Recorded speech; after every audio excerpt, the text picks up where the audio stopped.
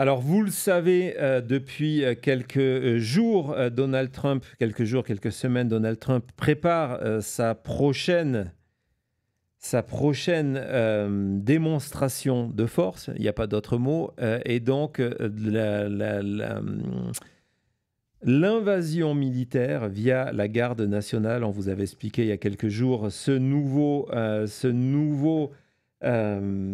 plan de Donald Trump d'utilisation de 1700 soldats de la garde nationale, hein, c'est le chiffre minimum, donc de 1700 soldats de la garde nationale provenant de 19 États rouges pour aller après New York, après Washington et après Los Angeles et avant New York, parce que New York est sur la liste, il a encore confirmé aujourd'hui, comme les Baltimore, comme les Portland, etc., d'aller occuper une ville démocrate pour embarrasser les élus démocrates, principalement les gouverneurs, mais également perturber à terme les élections en se disant, voilà, on va installer des patrouilles militaires, on va installer ICE à proximité des bureaux de vote et les gens n'iront plus voter parce qu'ils auront peur. La peur est essentielle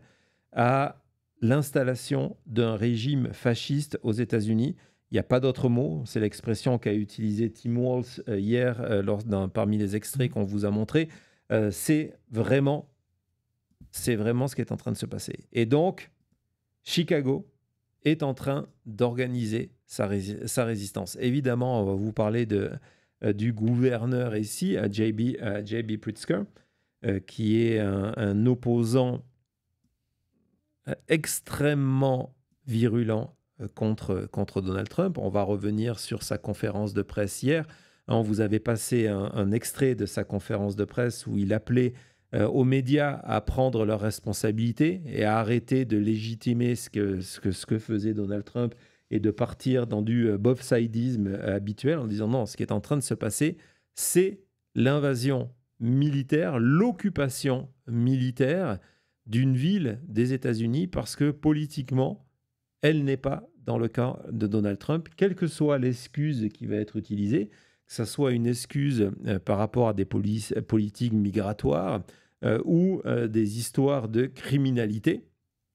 La réalité, c'est qu'on va assister à ça et c'est quelque chose qui va prendre de l'ampleur tant que les Américains ne se réveilleront pas. Et donc, c'est important de voir que sur le terrain, les Américains commencent à s'organiser. Avant de parler de Pritzker, je voulais vous parler, on en a parlé, je vous en ai déjà parlé une ou deux fois, de cette jeune journaliste américaine qui s'était fait connaître en faisant cette rubrique d'analyse des émissions de Tucker Carlson, en expliquant je regarde Tucker Carlson pour que vous n'ayez pas à la regarder, qui a travaillé pour le groupe Media Matters et qui a décidé de passer, après l'élection de Donald Trump, l'échec du Parti démocrate, de dire ce Parti démocrate ne peut pas réussir parce qu'une partie de ce Parti démocrate est dépendant des grands groupes, etc., de Wall Street et tout le reste. Et donc, il est en rupture avec la base populaire. Et cette base populaire, lorsqu'on s'en occupe pas, c'est une leçon aussi à tirer en France. Lorsque l'on ne s'occupe pas de cette base populaire, de ces ouvriers, de cette Amérique de middle class, elle part vers les candidats qui ont un discours populiste et donc extrémiste de droite comme de gauche. Et donc, je parle ici de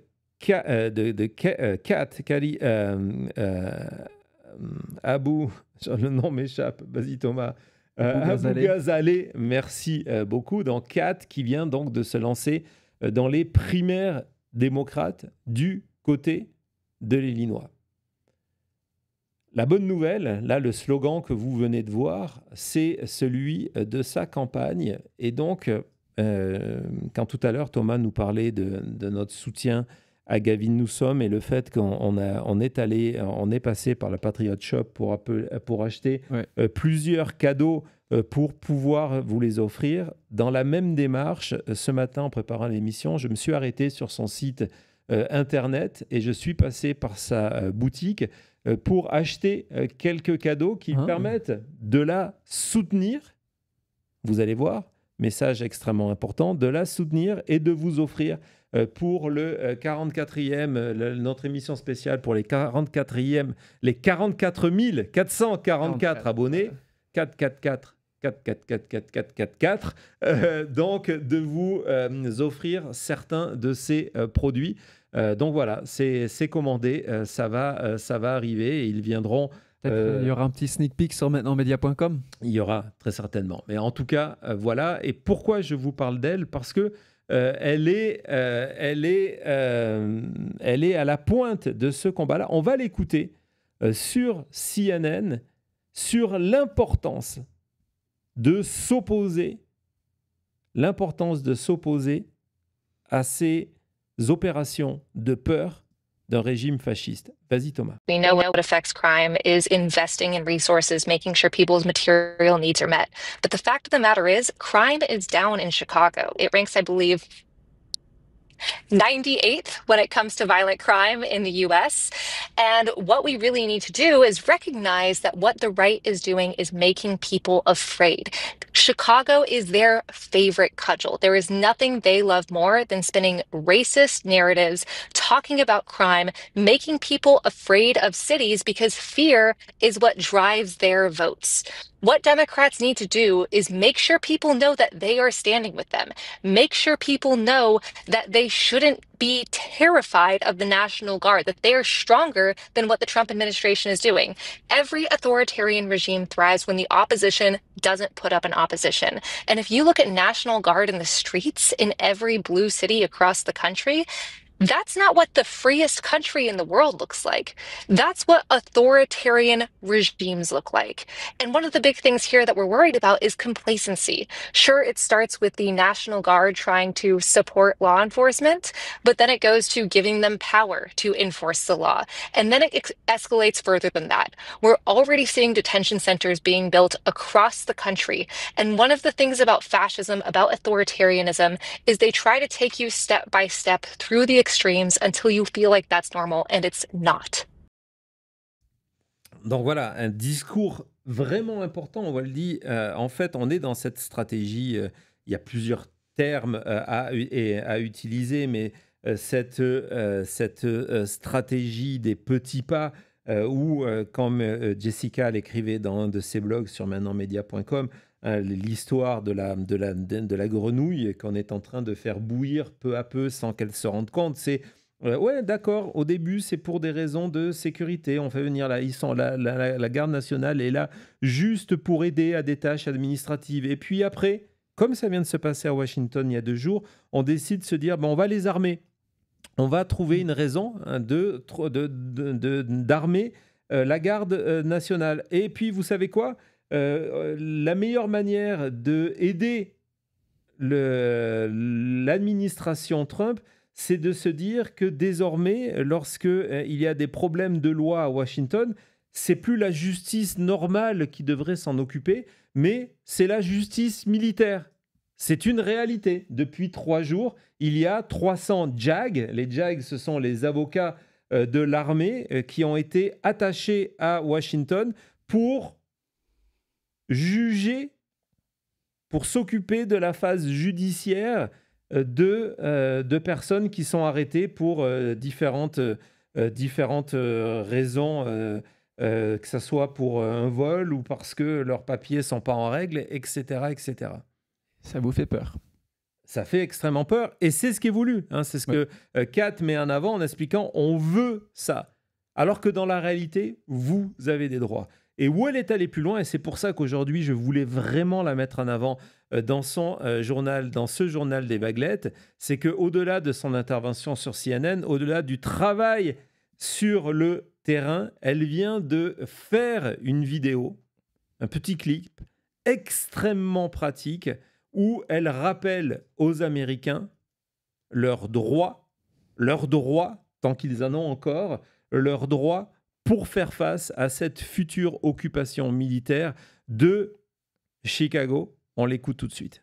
Donald Trump just said he intends to send the National Guard to Chicago, and I want to be really clear. This is an authoritarian invasion ordered by a racist wannabe dictator who has always hated this city for being democratic and diverse. And while the National Guard is just allegedly going to be supporting police and law enforcement, it's very clear this is a power grab, considering that Chicago ranks 98th in violent crime across the US. So it's more important than ever that you know your rights. First off, without a warrant signed by a judge or probable cause, you can refuse to consent to a search of you, your home, or your car. They can frisk you for weapons, but nothing else. Second, in Illinois, you do not have to answer any questions unless there is reasonable suspicion you are in the process of committing a crime. In that case, you have to identify yourself, but you do not have to show ID. And third, if you think you are being detained, ask. If not, you can walk away.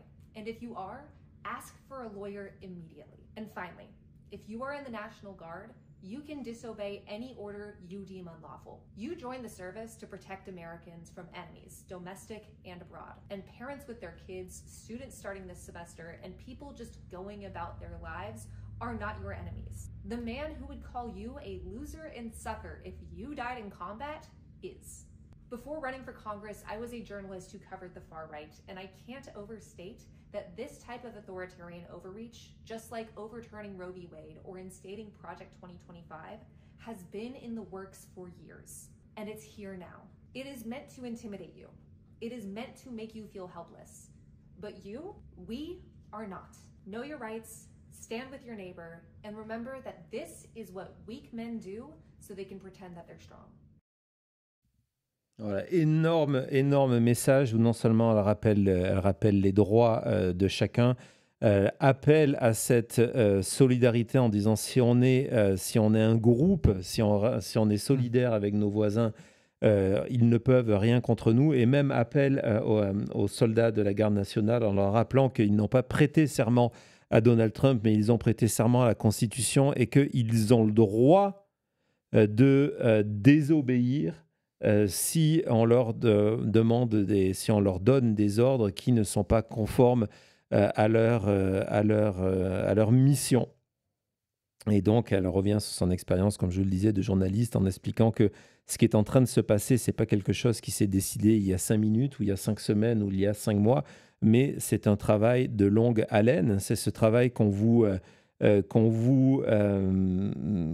raconte et qu'on vous décrypte émission après émission depuis notre première émission s'appelait La Chute, avant même le 6 janvier 2021, en vous disant qu'on avait 2 options, la chute de la démocratie ou la chute de Donald Trump. Donald Trump est président des États-Unis, donc vous comprenez les enjeux, et c'est pour ça, encore une fois, que nous avons décidé de faire notre devoir de vaguelette et d'aller soutenir financièrement sa campagne du côté de l'Illinois et de vous offrir des cadeaux de sa campagne prochainement. En tout cas, voilà, hein, Thomas, je n'ai pas eu le temps de te prévenir, mais je te vois, j'imagine que tu approuves. Bien sûr, très bien. Ça fait du bien d'avoir une collection de vaguelettes, que voilà, on disait ça pendant Avant Maintenant, que ce n'est pas que Gavin Newsom. Oui, en ce moment, on parle beaucoup de Gavin Newsom, mais c'est important d'avoir de plus en plus de personnes, que ce soit au niveau de l'Internet, du gouvernement, quelque chose de local, quelque chose à la tête de un État comme J.B. Pritzker et Gavin Newsom. Tout ça, ça compte. Tout ça, c'est important. Et tout ça, c'est vraiment le concept de vaguelette où tous ensemble, on devient une vague.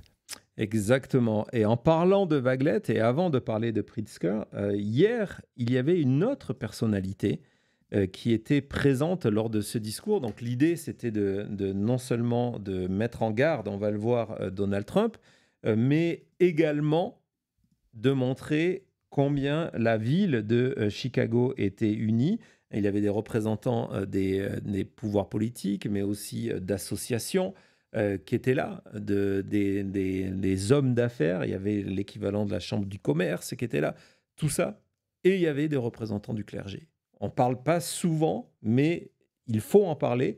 On l'avait déjà évoqué dans le combat contre ICE, et c'est un combat que l'Église aux États-Unis continue à faire, de tenter d'apporter protection et soutien aux familles de migrants qui sont poursuivis, qui sont harcelés, qui sont arrêtés, qui sont kidnappés dans les rues.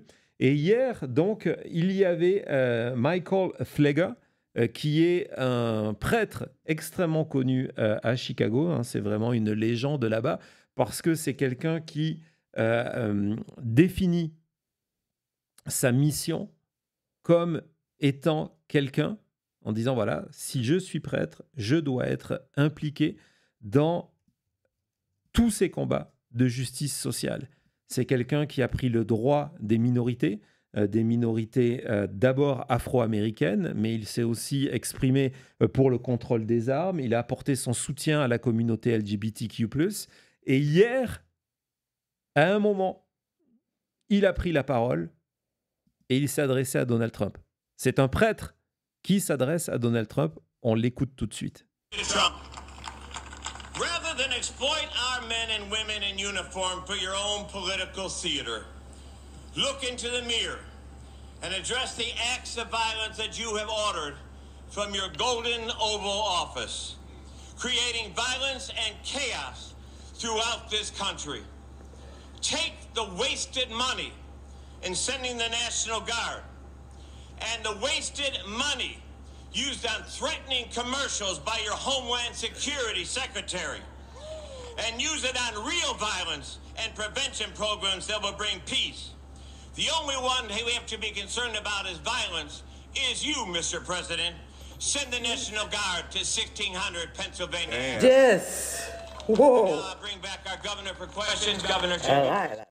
C'est une séquence assez extraordinaire. Donc, il s'adresse directement, hein, c'est un prêtre, il s'adresse directement à Donald Trump en expliquant, en se moquant de son Golden Office, donc de son bureau ovale qui est devenu le bureau doré, en attaquant Kristi Noem et ses opérations de communication, de communication pour ICE, et donc de parler de ces millions de dollars qui sont gaspillés.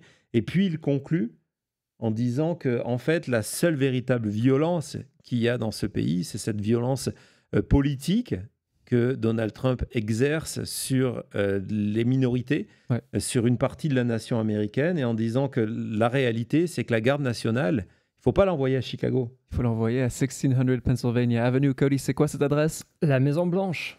Exactement. Donc, en disant, il faut envoyer la garde nationale à la Maison-Blanche. Le véritable danger, c'est vous.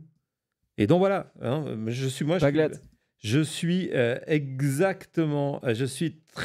très heureux qu'on ait décidé de créer ce journal des Vaguelettes il y a quelques mois, parce que je sais que surtout vu de France ou du Québec ou de Belgique ou de Suisse, ce sont des informations que l'on ne vous donne jamais. Et donc, le nombre de fois où je poste quelque chose sur X ou sur Blue Sky, des gens qui ne regardent pas l'émission, c'est pas sérieux. Venez regarder l'émission, abonnez-vous, cliquez sur la sonnerie de notification, qui me disent « Ouais, mais il se passe rien, les Américains ne font rien, les élus démocrates ne font rien, les citoyens américains ne font rien. » Dans une des prochaines émissions, je vais vous parler d'un autre mouvement de citoyens américains pour vous montrer qu'il y a des choses qui s'organisent sur le terrain. Et donc, de me donner, que ça soit la nouvelle génération avec Kat Abou-Ghazaleh, ou de donner la parole, de donner un petit peu de visibilité à ce prêtre, c'est aussi de vous montrer à vous, dire non, regardez, oui, Donald Trump occupe l'espace médiatique. Oui, Donald Trump, pendant 1h30, va se faire complimenter par ses ministres. Mais la réalité des États-Unis, c'est aussi ça. Ce sont ces Américains du côté du Nebraska qui vont harceler leur élu républicain parce qu'il est collaborateur d'un parti et d'un pouvoir qui ressemble de plus en plus à une autocratie, à une dictature, mais c'est aussi ces prêtres de New York à Los Angeles, de San Diego à Chicago, qui sont là pour apporter témoignage, apporter soutien, et quand on les met face à un micro, pour poser les termes. Et donc voilà, merci à lui. On se retrouve dans 2 secondes et on va ouvrir la dernière partie de ce journal des vaguelettes consacré à Chicago avec une vaguelette en chef, le gouverneur J.B. Pritzker. À tout de suite.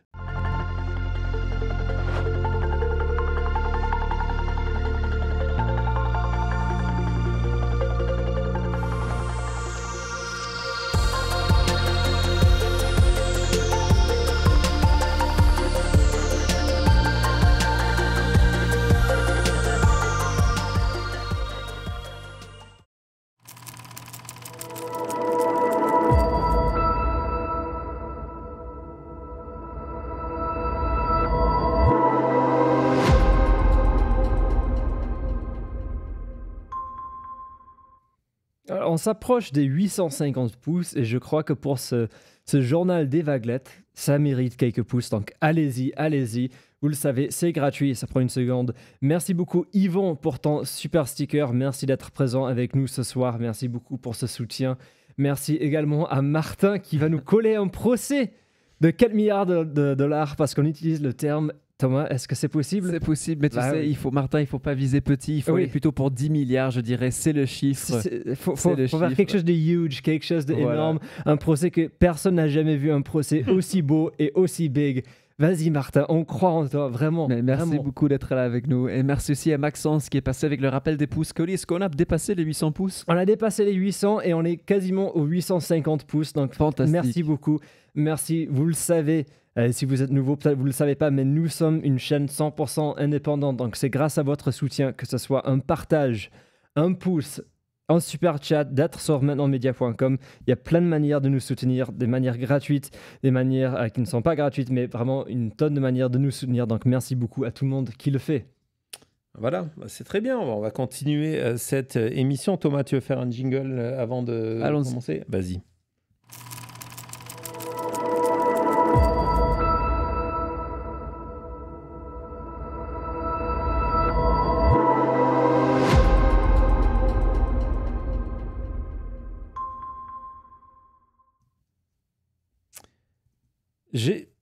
Oui, je suis là. J'ai pas mal hésité lorsque j'ai préparé ce dossier-là, qui est vraiment extrêmement intéressant. Donc, sur J.B. Pritzker, le gouverneur de l'Illinois, qui fait partie de la liste des possibles candidats aux primaires du côté des démocrates en 2028. Hein, donc, c'est une possibilité.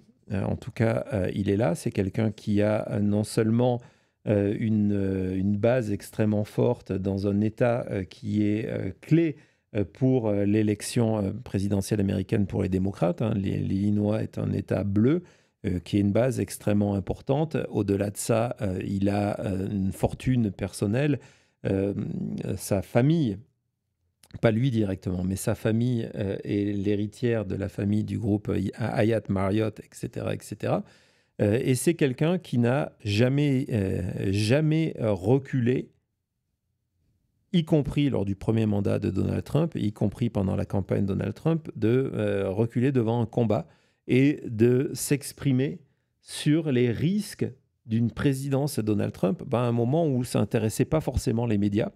Donc c'est un petit peu le drame de tout ce qu'on vous raconte, c'est que ça n'intéressait pas les médias. C'est donc hier pour cela qu'il a organisé cette conférence de presse où il a interpellé à plusieurs fois les médias. Je vais vous montrer un deuxième extrait. Hier, on a vu cet extrait où il disait « Arrêtez, parlez-en ». Et là, il dit « S'il y a quelqu'un de Fox News, s'il y a quelqu'un de Newsmax parmi la foule de journalistes face à moi, je compte sur vous parce que il dit le problème, c'est qu'aujourd'hui, à la Maison-Blanche, on a un président qui ne s'intéresse à rien, ne parle avec personne, ne lit pas.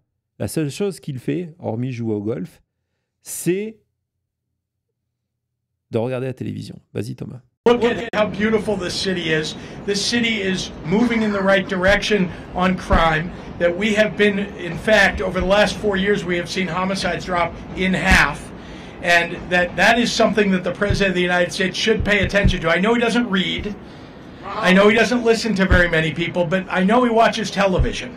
And so perhaps if somebody from Fox News or from Newsmax is here, they'll cover the fact that Chicago is in much better shape as a result of the work that we are doing to prevent crime, to interrupt crime, to reduce crime, to increase the number of police. Our state police are up during my time in office.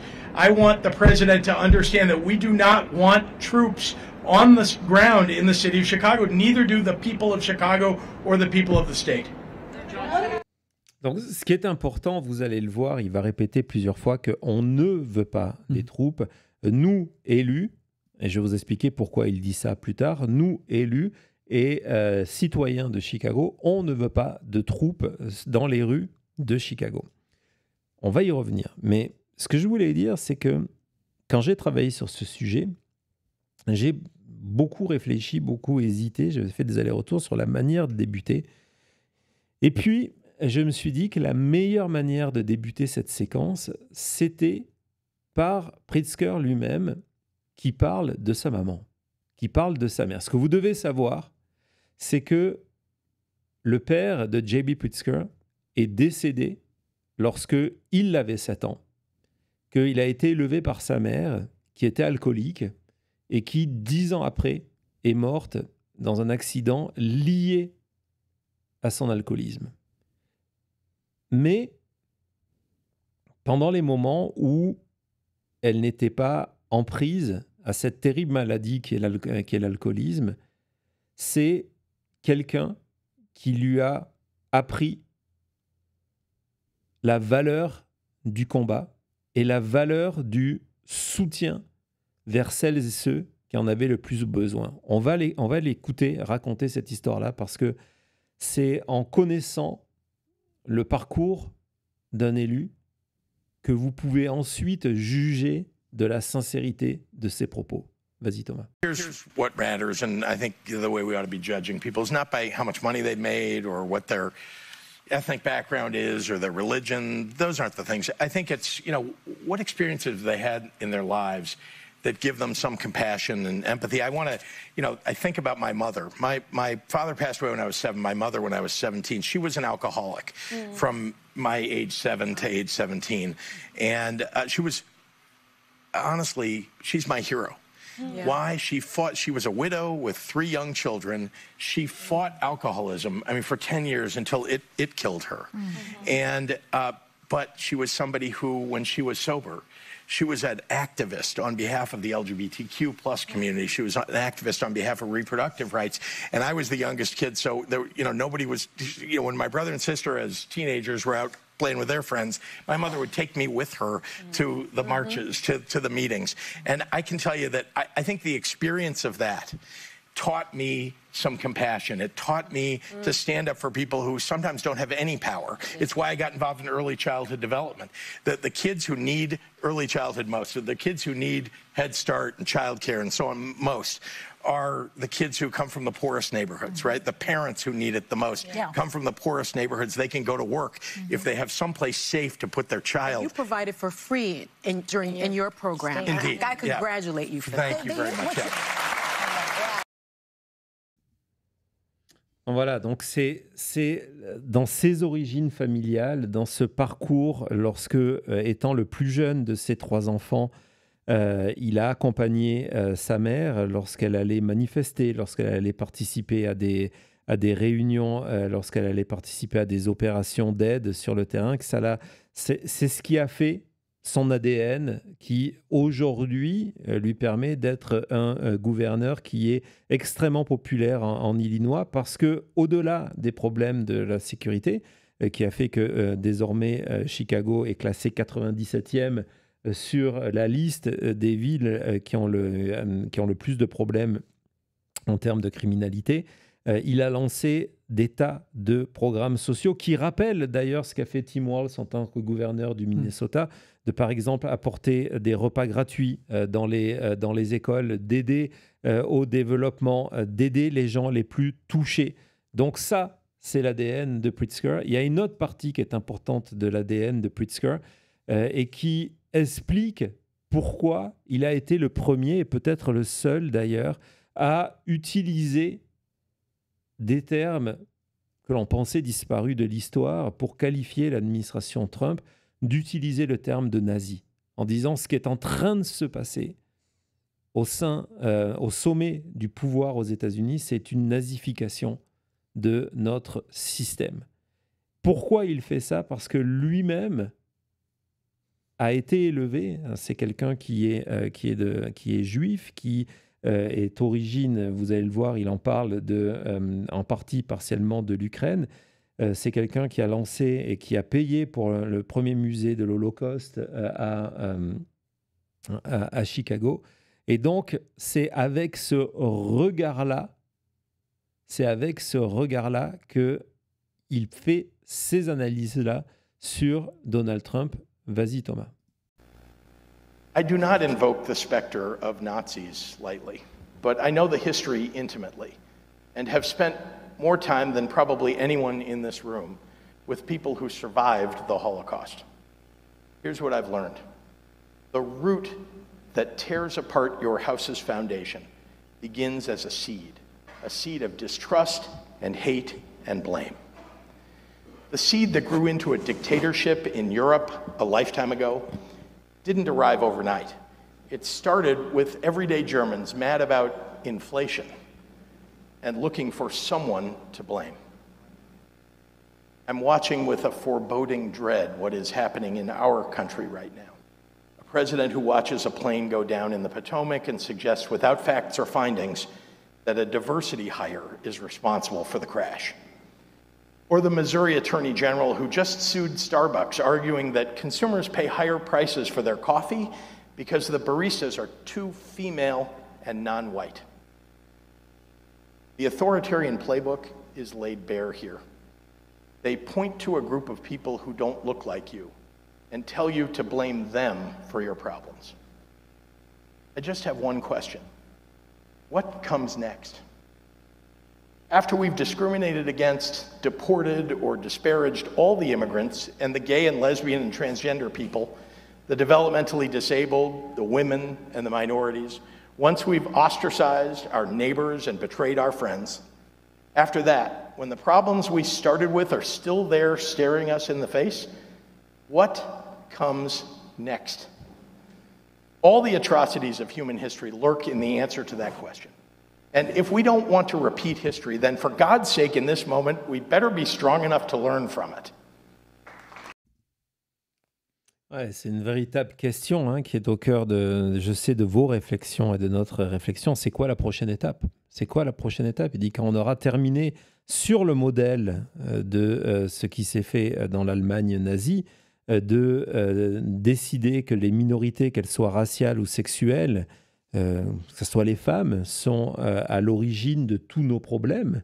Lorsqu'on aura terminé de passer par tous ces groupes, qu'est-ce qui va se passer suivant? Je vais vous montrer une deuxième vidéo parce que je trouve que c'est vraiment des moments importants. Une deuxième vidéo qui est un montage de ce discours qu'il a fait au début de l'année. C'était son State of the Union du côté de l'Illinois. C'est le discours annuel du gouverneur et il a décidé de le faire sur ce cheminement-là où il reparle de cette question de nazis et des véritables enjeux auxquels nous faisons face aujourd'hui, tous à notre niveau, face à ce que Donald Trump est en train de faire. Vas-y, Thomas. The root that tears apart your house's foundation begins as a seed of distrust and hate and blame. The seed that grew into a dictatorship in Europe a lifetime ago didn't arrive overnight. It started with everyday Germans mad about inflation and looking for someone to blame.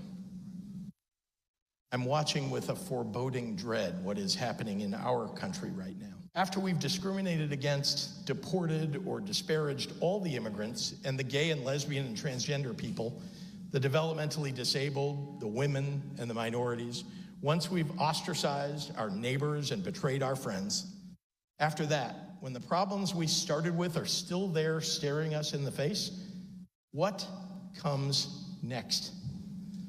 All the atrocities of human history lurk in the answer to that question.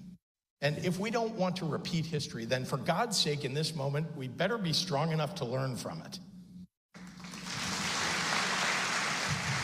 My oath is to the Constitution of our state and of our country. We don't have kings in America, and I don't intend to bend the knee to one. If you think I'm overreacting and sounding the alarm too soon, consider this. It took the Nazis 1 month, 3 weeks, 2 days, 8 hours, and 40 minutes to dismantle a constitutional republic. And all I'm saying is that when the 5-alarm fire starts to burn, every good person better be ready to man a post with a bucket of water if you want to stop it from raging out of control. Vraiment, je voulais vraiment vous montrer cet extrait, même oui, s'il reprend en partie certaines déclarations du premier extrait qu'on vous a montré, parce qu'il y a cet appel à la fin en disant, voilà, le rappel historique, en disant si on ignore l'histoire, on est foutu en termes de pays, de le rappeler avec la rapidité, la facilité avec laquelle le régime nazi a mis à terre une république constitutionnelle en Allemagne, et de se dire qu'on est face à une menace qui est similaire, une alerte à l'incendie, hein, c'est ce qu'on parle de ici, elles sont classifiées par niveau de risque et de gravité, donc en expliquant cette cette alarme de niveau 5, en disant c'est le moment où toutes les hommes, les femmes de bonne volonté doivent s'unir pour tenter d'éteindre l'incendie. Et c'est le sens de son combat, c'est le même sens que le combat de Gavin Newsom d'ailleurs, c'est le sens du combat de Tim Walz, c'est le sens du combat de ce prêtre que nous avons vu, de ces vaguelettes qu'on vous montre émission après émission, de Kat qu'on a entendu tout à l'heure, et c'est le sens de notre combat ici, de continuer à faire cette émission 100% indépendante et pro-démocratie. Et donc ces mots-là, évidemment, ils ont un écho particulier avec nous, ici, mais je sais avec vous aussi. Et c'est pour ça que Donald Trump le considère comme étant un ennemi extrêmement dangereux, parce que Pritzker n'a pas peur de Donald Trump. Il n'a pas peur de Donald Trump. Hier, par exemple, et c'est quelque chose qu'il a répété aujourd'hui, Donald Trump essaye de renverser les rôles en disant si Pritzker était cet homme courageux, il aurait juste à m'appeler et me dire « Venez à Chicago ». On va écouter Donald Trump et tout de suite après la réponse de Pritzker hier. Chicago is a disaster, and the governor of Illinois should say, President, would you do us the honor of cleaning up our city? We need help. They need help. They need help. Earlier today in the Oval Office, Donald Trump looked at the assembled cameras and asked for me personally to say, Mr. President, can you do us the honor of protecting our city? Instead, I say, Mr. President, do not come to Chicago.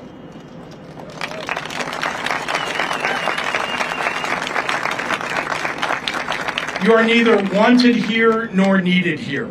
Your remarks about this effort over the last several weeks have betrayed a continuing slip in your mental faculties and are not fit for the auspicious office that you occupy.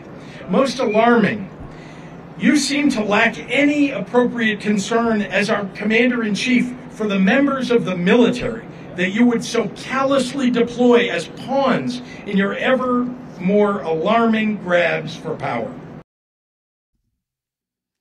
Ne venez pas à Chicago, vous n'êtes pas, on ne veut pas de vous et il n'y a pas de raison de venir. Il s'attaque même aux capacités intellectuelles de Donald Trump. Il explique que tout ce que nous sommes en train de voir, comme on vous le dit, c'est une tentative de prise de pouvoir, un pouvoir présidentiel de plus en plus important qui va de la Fed à l'armée américaine, aux musées, aux universités, aux médias.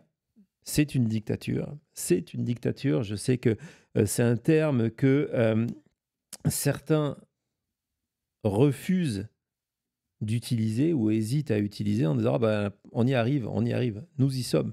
Nous y sommes et nous avons besoin de personnes comme ça. Je vais vous montrer ce tweet qu'il a publié sur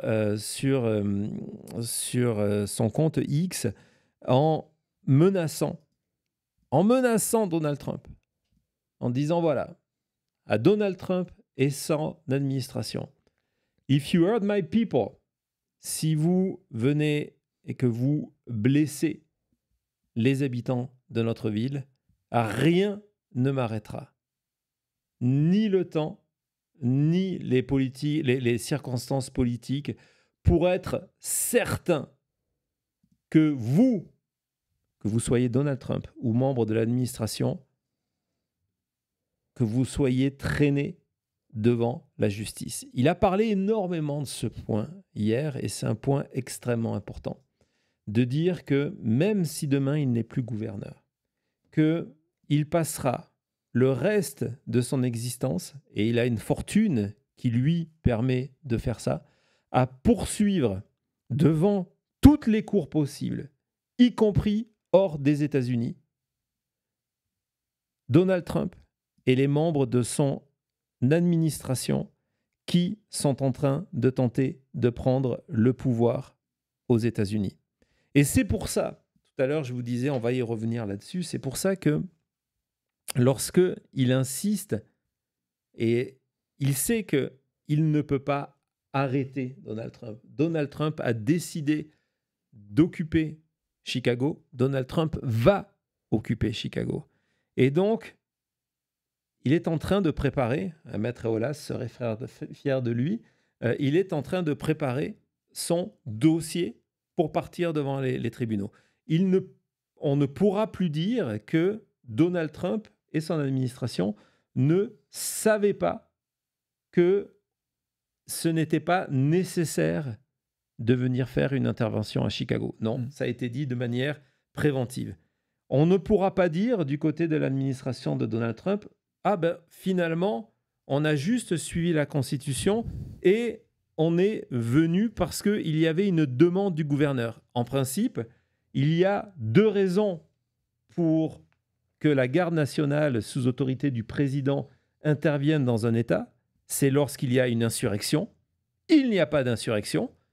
C'est ce que Pritzker, hier, a voulu démontrer en ayant tous les représentants de la société civile de Chicago, en disant non, mais il n'y a aucun problème. Il n'y a pas, si, il y a des problèmes à régler comme dans n'importe quelle grande ville, dans un pays où les armes sont en vente libre, mais plus à Chicago, parce que Pritzker a fait interdire ça. Et puis, c'est de dire, la deuxième raison, c'est lorsque le gouverneur se tourne vers la Maison-Blanche, comme certains gouverneurs l'ont fait le 6 janvier 2021, et demande de l'aide. Il dit non, ne venez pas, on ne souhaite pas, on ne veut pas de votre aide. Il sait que ce sont que des propos et que Donald Trump en a rien à faire de ces propos-là. Mais parce qu'on ira jusque-là, lorsque Pritzker va s'attaquer non seulement à Donald Trump, mais à Stephen Miller, à tous les membres de l'administration qui ont cautionné Pete Hegseth et compagnie et qui vont se retrouver devant les tribunaux, ça sera de dire, regardez, on vous a prévenu de ne pas le faire.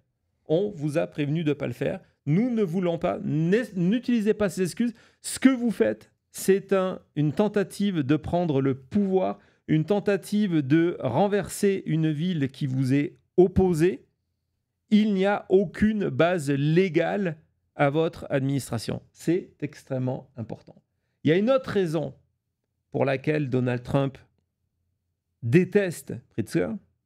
Bon, évidemment, c'est qu'il n'a pas peur de lui répondre, y compris lorsque Donald Trump s'attaque à son poids.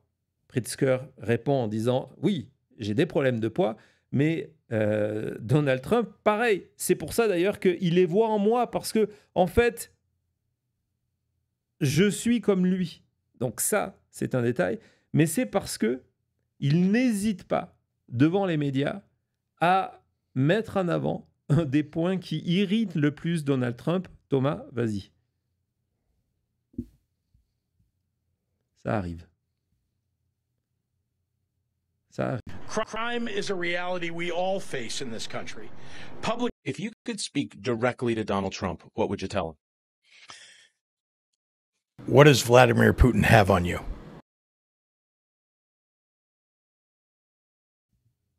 Donc on lui demande, on lui pose la question, si vous pouviez parler directement à Donald Trump, qu'est-ce que vous lui demanderez?